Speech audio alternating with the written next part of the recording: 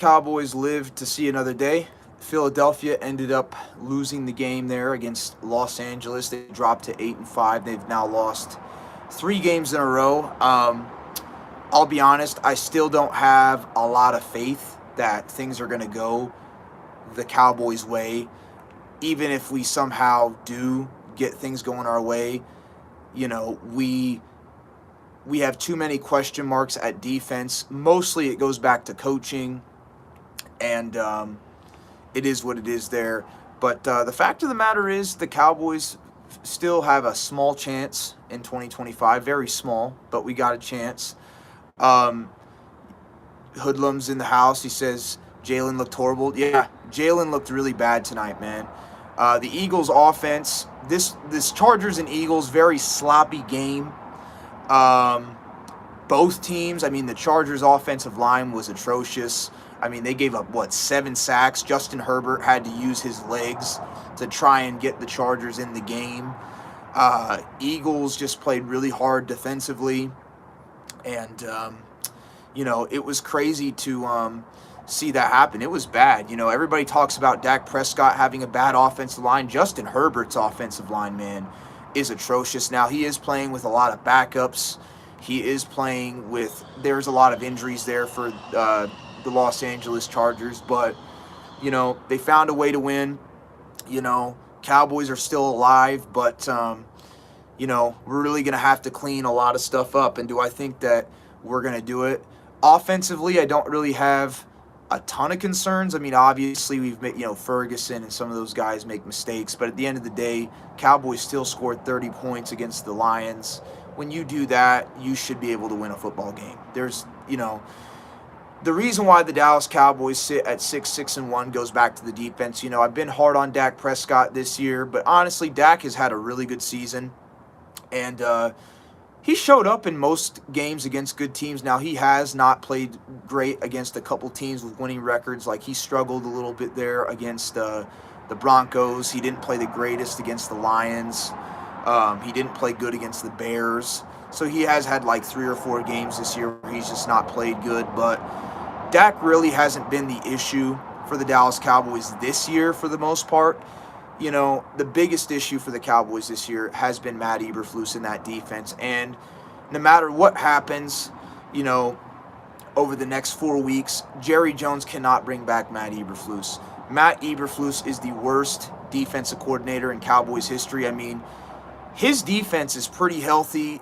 He's got a lot of talent on that defense, and the fact that they're dead last in the NFL or pretty close to the bottom shows me that Matt Eberflus is not doing a good job coaching. The way he's using DeMarvion Overshown is not good. The way that he's, played, what's his face, Kenneth Murray over Logan Wilson, who Logan Wilson's better than Kenneth Murray, makes no sense. He had Jack Sanborn out there for a lot of games over Shamar James, made no sense. This reminds me so much of the Mike Nolan era where we had players that really shouldn't have been out there playing more than they should, And this just goes back to the Cowboys having bad coaches, not knowing how to evaluate their matchups, not knowing how to evaluate their players' strengths and who the best player is. A lot of player favoritism. That's something I hated about Mike McCarthy when he came here, was there was a lot of player favoritism. And I hate that with coaching. You should play whoever the best player is. And player favoritism has no place in professional sports, in my opinion. It should be whoever the best player available is. Cowboys definitely need to make some changes defensively. I would say another premier edge rusher is definitely needed. I would fire the entire defensive coaching staff. I mean, I'd maybe keep Aaron White-Cotton. I think he's done a good job with the defensive tackles we got. I kind of like what he's done there, but Darian Thompson, he should have been gone a long time ago. Why he's even on this coaching staff is a joke. Matt Eberflus, those linebackers, coaches, everybody else needs to be fired. Everybody on the defensive coaching staff. I do want Schottenheimer, instead of Jerry Jones, to choose the defensive coordinator. Jerry Jones got to choose Matt Eberflus. He obviously screwed up on that one. So it's time for Schotty to go out there and choose his guy when it comes to defensive coordinator. Few guys I would be a fan of. I definitely like Al Harris and what he's done. He's familiar with the Cowboys team. He's familiar with the players we got. He would be, I think, a good coordinator to where you wouldn't have to change the scheme up too much. He'd be a good, he'd be a good fit. If you wanted to switch over to a 3-4, you could go after, Rex Ryan. Rex Ryan's coached with Brian Schottenheimer. Of course, he was the he was the head coach back when Schotty was the offensive coordinator for the Jets. I've heard a few people on YouTube mention Wade Phillips. I do think Wade Phillips would be an upgrade over Matt Eberflus, but you got to think, man. I mean, Wade Phillips is 76, 77 years old. How many times are you going to go out there and how many times, how much time does he really have left? You know what I'm saying, in terms of coaching. I do think he would be an upgrade over, and how much motivation would he have? I mean, the guy, again, he's in his 70s, so, and even Rex Ryan, you have to question that too. He'll be 62. He's not going to be in his late 40s or early 50s like he was 15 years ago with the Jets, so you got to definitely question that. But Cowboys need to make some changes. I do think the Cowboys need to fire their special teams coordinator too, and shout out for Space Cowboy for mentioning that. Nick Sorensen, to me, has not done a good job, and that's why I really was concerned about going into this season too. I definitely was a big fan. If you guys have watched me, I've been a fan of John Bones Fossil for a long, long time. I think he's the best special teams coordinator the Cowboys have had since probably Joe Avezzano or maybe Joe DeCamillis, when we had him. And, I was really sad to see him go. I think he did a really good job. Nick Sorensen has been an absolute disaster. Cavante Turpin has certainly taken a step back, and I don't know if that's really him. He has been hurt this year, but I think a lot of it goes back to Nick Sorensen and what he's been trying to do there with the special teams, man. I agree with 100% with that. Nick Sorensen's been not so good this year for the Cowboys either. I'm just going to go through a few of these comments here. What's up, Yamar? Chargers won? Yes, sir. I'm glad. Eagles lost today against the Chargers. If only we beat the Lions, man. Yeah, man. That Lions loss really hurt us. 7 sacks is crazy. Eagles have the Raiders next. Come on, the Raiders. The Eagles will beat the Raiders, man. They'll beat the Raiders. I don't have a doubt in my mind they'll beat them. That would be funny, though, Yamar. If they lose to the Raiders, that would be really funny, but that's not going to happen. Chargers won, yep. Press the like button for my guy. This guy is a true Cowboys fan. I am. I'm die hard, man. I would hire the Pats DC. Who is the Pats DC? Let me know. I know some people mentioned on Big Country's live stream about Brian Flores. I would love that as a Cowboys fan. Heck, if you wanted to make Brian Flores the head coach, even though I like Schottenheimer, I'd be down with Brian Flores as the head coach. But if you wanted to give him a big pay raise to go to the Cowboys and be the defensive coordinator, I would be down with that. But really, man, it just goes back to getting the right coaches. The Cowboys just need to get better defensive coaches. I like the offensive coaches that Shotty's brought in. I think Clayton Adams from Arizona has done a good job. I like Connor Riley. I think he's done a really good job there. As offensive line coach, I know that Steele and Nathan Thomas didn't play great, but I feel like that's more the players, not really Riley. I think Riley's done a decent job there. I would pretty much keep all the offensive coaches the same that Shotty's brought in. I like the staff that he's brought in there. Defensively is where I would change pretty much everything. I'd probably keep White Cotton as defensive line coach, and that's pretty much it. Everybody else I'd move on from, like I said. It is what it is. Cowboys just, the reason why we're in the position that we're in is that, it really goes back to, what am I trying to say here? The defense. The defense is really what hurt us. I mean, there's a few games that we really should have won. I mean, that Panthers game, Cowboys should have won that game, man. The Packers game, we tied that game. Cowboys should have won that game, man. So the Packers game, the Panthers game, and I would say the Arizona Cardinals games are like 3 games this year that the Cowboys either tied or lost that they should have won. Because if you think about it, if we beat the Cardinals, that puts us at 7 wins. If we beat the Packers, that puts us at 8 wins. And if we beat the Panthers like we were supposed to, That's 9 wins right there. So the Cowboys should really be sitting, in my opinion, at least 8 or 9 wins. We should be 8-4, or what are we, 6-6-1, right? So we should be at like 8-5, 9-4. That's really where the Cowboys should be sitting this year. But because Matt Eberflus and the defense have just not done a good job, really, we're sitting at 6-6-1. But that's my thoughts on it. Let's see. F the Chargers. We needed Eagles to win. I'm sure. Well, just like you.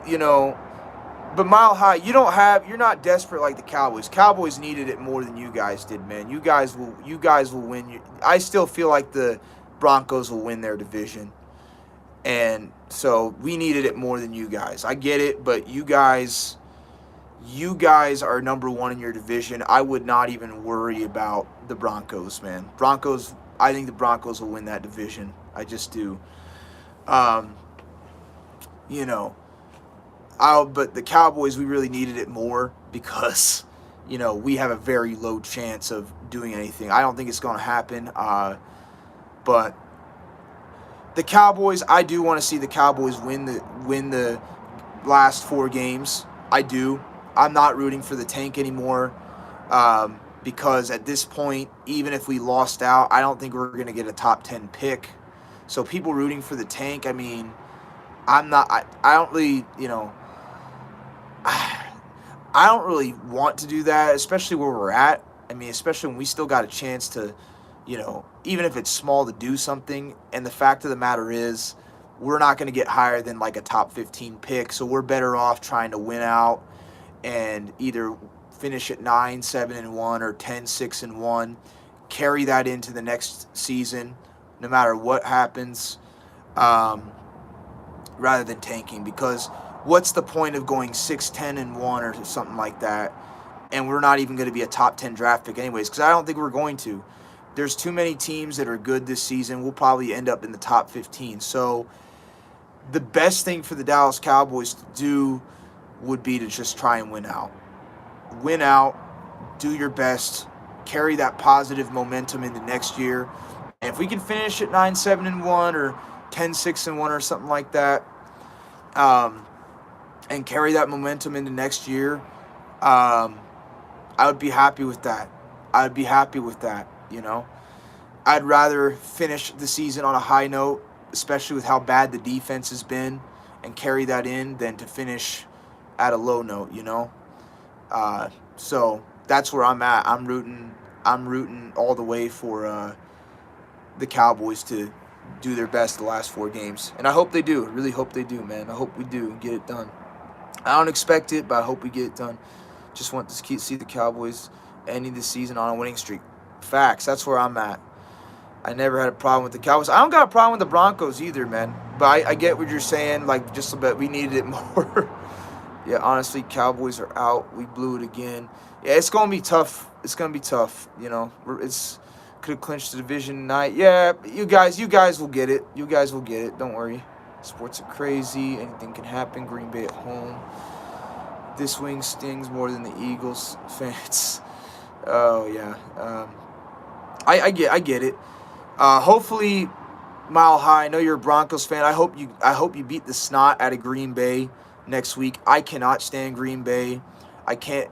And the reason, I've never been a big Green Bay Packers fan, but one, the whole Micah Parsons trade, everybody just went after Jerry Jones because he tried, which I think I don't care what anybody says. Jerry Jones made the right decision.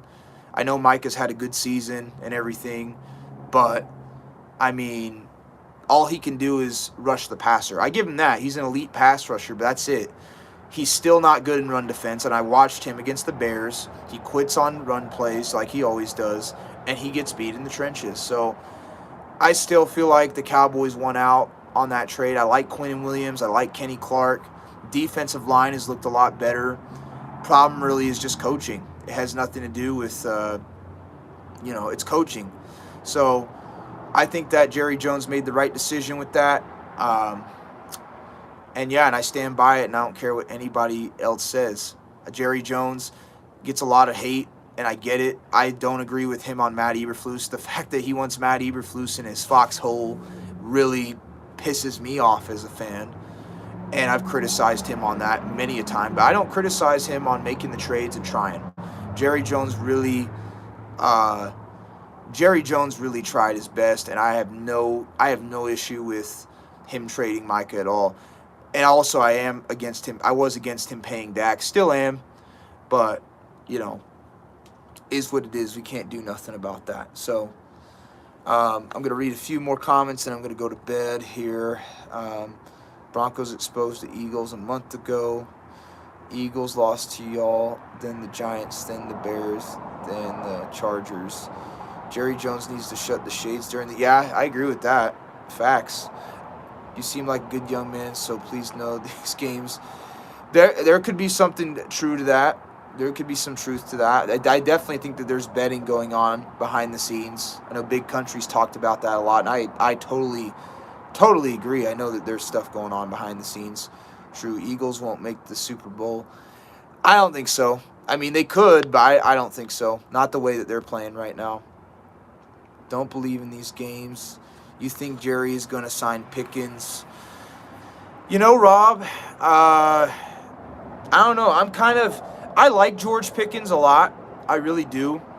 But I understand the Cowboys are already very hamstrung by overpaying Dak and, you know, a lot of these other contracts. I mentioned Dak because his is the worst contract out of all of them. Worse than CeeDee Lamb, worse than Tyler Smith and all these other players, because his is just a bad contract. I mean, we're going to be paying for Dak even after he's no longer playing for the Dallas Cowboys for like 4 to 5 years.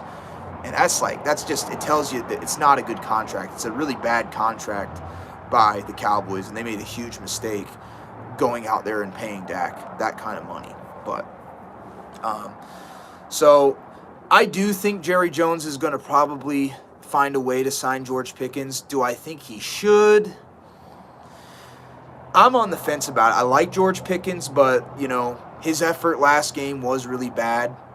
His effort was not good against the Lions, and I didn't like how he was jogging on routes. I get he's frustrated with Richard Sherman and stuff, but, dude, you just got to accept you didn't play the hardest and move on. You know what I'm saying? And go prove your haters and everybody else wrong.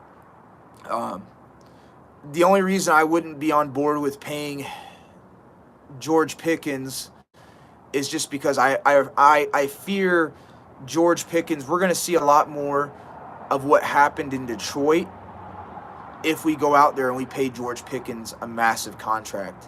And I know that that's crazy to say that, but I fear that we're going to see a lot more of what happened on Thursday with George if we go out there and pay him.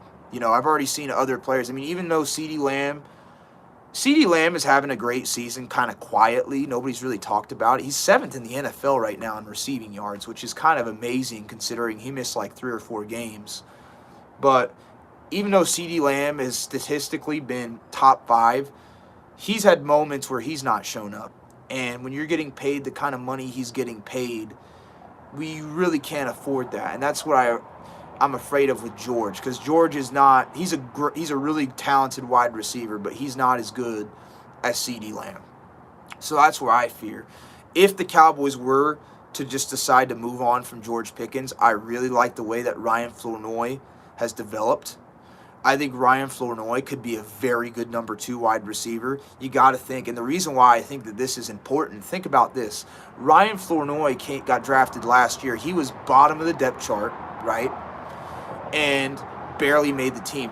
1 year later, when we got to the Jets game, he was our the Jets game. He was our number 3 wide receiver. So he climbed all the way from the bottom to 3rd on the depth chart in literally a year. That's a really good sign. And I've liked the way that he's played. He showed up at times. I definitely think Ryan Flournoy would be a good number 2. Right now, I think he's a solid number 3, not quite number 2 level, but I absolutely believe that he could develop into a number 2.